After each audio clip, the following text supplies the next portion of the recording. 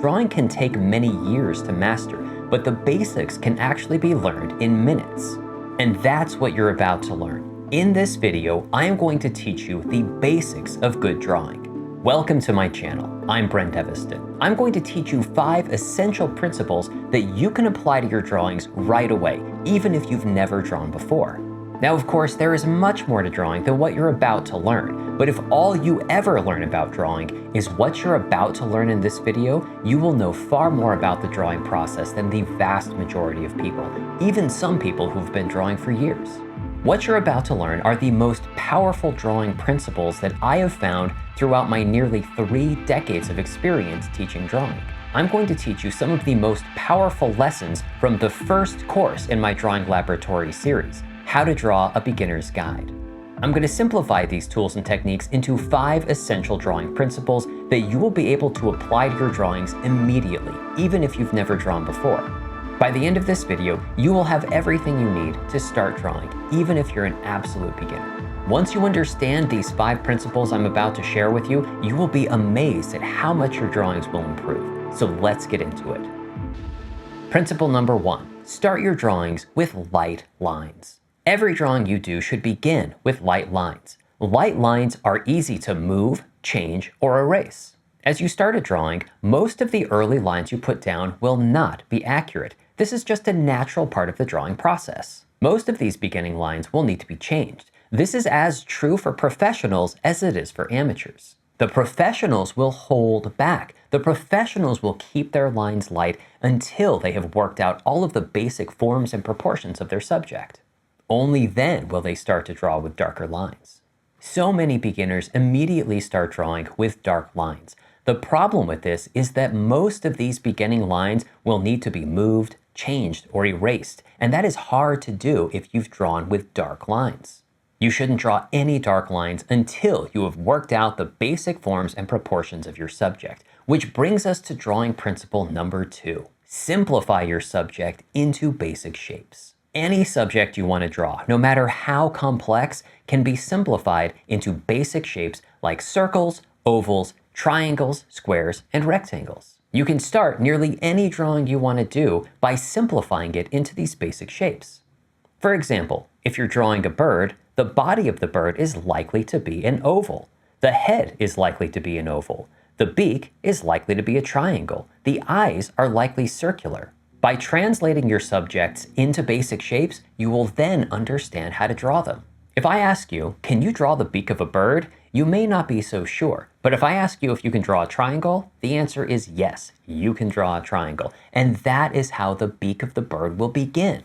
The same can be true for all other forms. You may not know how to draw the body of a bird, but you can draw an oval. By placing the right shapes at the right size and in the right place, you will lay a light foundation of basic shapes that you can build upon. If part of your subject is too big, too small, or in the wrong place, you can figure that out now during this initial phase when you are drawing basic shapes. These basic shapes are so much easier to move or to change before you add details. You don't want to wait until after you've spent an hour rendering shading and details before you discover that a head is too big or a leg is too long. You want to figure that out now when your drawing is just a collection of basic shapes. And since you'll be drawing these shapes using light lines, they will be that much easier to change, move, or erase. So start every drawing you do with light lines and basic shapes. When doing this, I recommend starting with the biggest shapes first and working your way down to the smaller shapes. Once you've worked out the basic forms and proportions of your subject using light lines and basic shapes, you'll be ready to begin drawing with darker lines, which brings us to principle number 3. Draw contours with a variety of lines. Once you've worked out the basic forms and proportions of your subject with light lines and basic shapes, you're ready to draw the contours. Now, it seems obvious to most people that we should draw the outer contour or outline of a subject, but there is far more to contour drawing than mere outlines. Every subject also has inner contours. Inner contours are the edges that we find within the outline of the subject. We want to define both the outer edge of the subject as well as the edges of the forms within that outline. Now, as important as an accurate outer contour is, the outline of the subject only creates a flat silhouette. It doesn't describe anything inside. We want to get inside this outline and describe the edges of all of the forms of our subject. These inner contours also do an excellent job at making our drawings appear more three-dimensional. Inner contours can travel up and over the forms of the subject, revealing its three-dimensionality. And remember, your contours don't need to be drawn with a single kind of line. You should be open to drawing with all kinds of different lines and marks.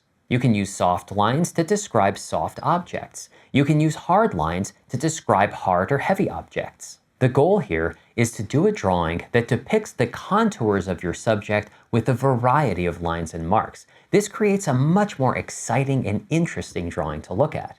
Once you've successfully described the contours of your subject, you'll be ready to begin shading. This brings us to principle number 4. Divide light from shadow. Once you've drawn the contours of your subject, you're ready to begin shading. The first step of good shading is to divide light from shadow. You want to keep a clear division between areas of your subject that are being hit with light directly from the light source and the areas left in shadow. Now, I recommend drawing subjects that have been lit by a single light source, like a single lamp or the sun. Subjects lit this way are perfect for drawing and painting because they will have a full range of values, from bright lights to rich darks. Now, in reality, there is an infinite number of values on any lit subject. But at the beginning of a drawing, we can simplify these values into 2 distinct categories. First, we have areas of light. These are areas of the subject that are being hit with light directly from the light source. And second, we have areas of shadow. These are parts of your subject that are not being hit with light coming directly from the light source and are therefore left in shadow. If we look at a 5-step value scale, the 2 lighter values will only be found in areas of your subject being hit with light directly from the light source.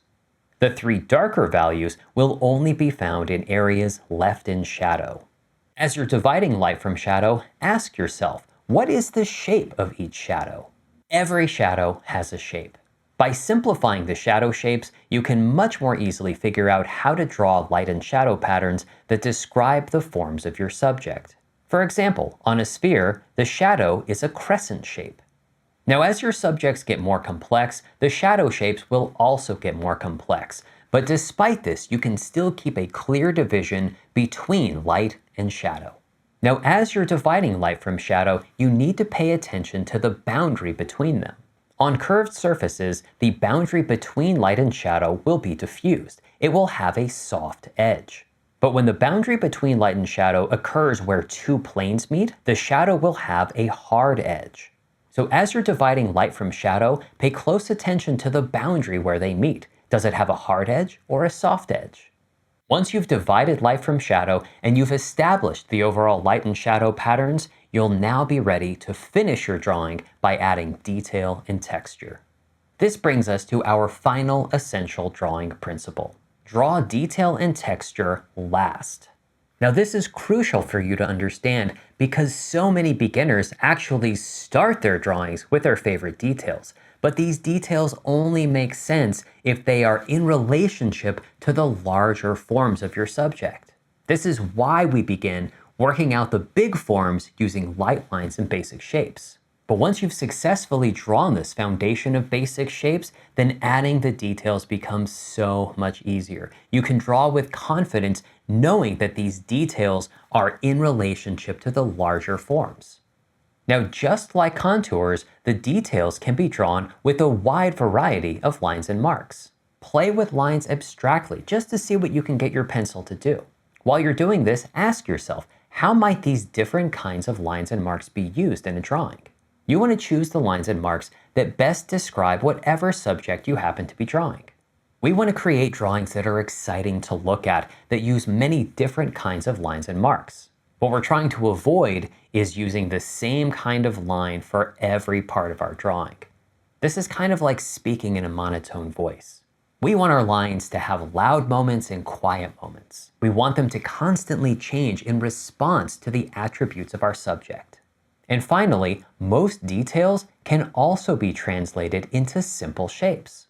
For example, if we look at these detailed feathers, they are often triangular. These triangular marks are made with soft lines. This helps to communicate the texture of feathers. The rough texture on the skin of this rhinoceros is created with many light, soft circular marks. They're drawn in a way that helps give a rough effect. So as you're adding small details, remember to translate them into basic shapes and ask yourself what kinds of lines and marks might best describe them. So this is my guide to better drawing in minutes. 1. Start your drawings lightly.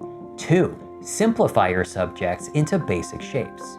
3. Draw contours with a variety of lines.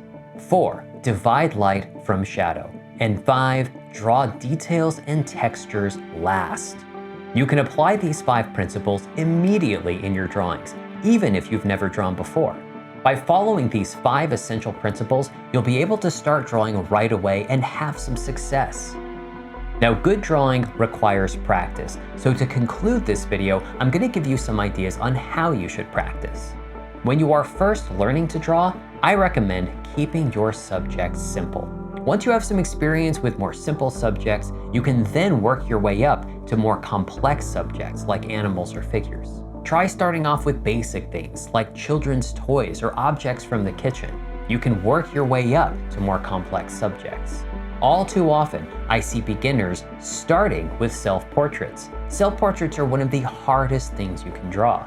When these beginners inevitably struggle, they often get frustrated and quit drawing altogether. I don't want this to be your story. Start off simply and work your way up to more complex subjects.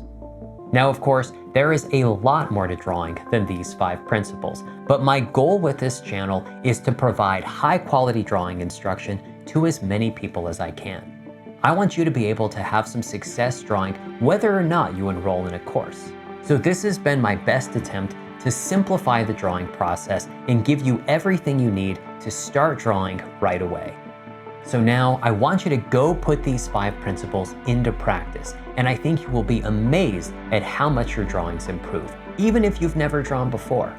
Now, if you'd like to learn more about drawing, please visit my website, BrentEveston.com. There, you'll find all kinds of drawing resources, including information about my best-selling, award-winning courses.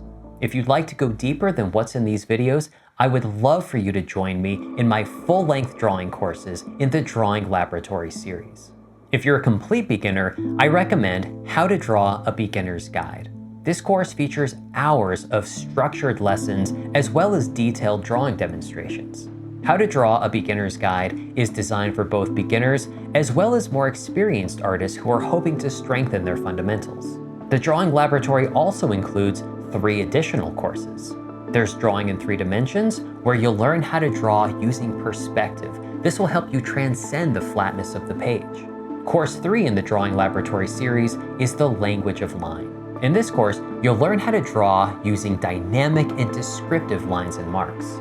And the 4th and final course in the Drawing Laboratory series is Shading. Learn to draw with dramatic light and shadow. In this course, we'll do a deep dive into light and shadow, how they operate on objects, and how you can draw all of these values to make your drawings appear beautiful and 3-dimensional. By the end of this course, you will understand how to do dramatic drawings with beautiful light and shadow. Well, thank you so much for spending this time with me. It is so important to me to be able to share my love of drawing with as many people as I can. If you want to support me in this endeavor, please like, subscribe, and share. You can also go to my website and sign up for my mailing list so you never miss new content. I look forward to seeing you back here for more videos.